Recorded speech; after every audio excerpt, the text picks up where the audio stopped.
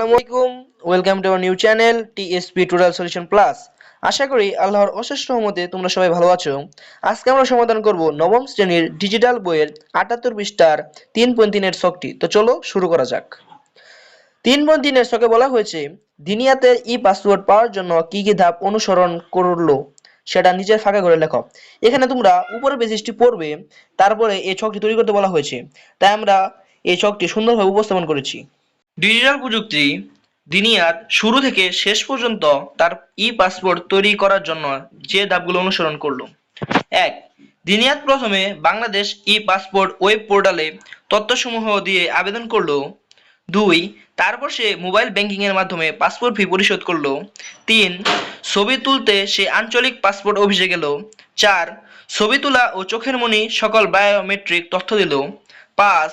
ই passport সংগ্রহের জন্য মোবাইলে মেসেজ পাওয়া। 6. আঞ্চলিক পাসপোর্ট অফিসে গিয়ে পাসপোর্ট সংগ্রহ করলো।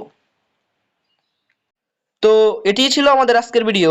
যারা যারা আমাদের ভিডিও দেখে উপকৃত হয়েছেন তারা অবশ্যই আমাদের চ্যানেলটি সাবস্ক্রাইব করবেন ও বেশি বেশি শেয়ার করবেন, যাতে আপনার বন্ধুরাও এটি দেখে উপকৃত হতে পারে। তো সবাইকে ধন্যবাদ। আসসালামু আলাইকুম।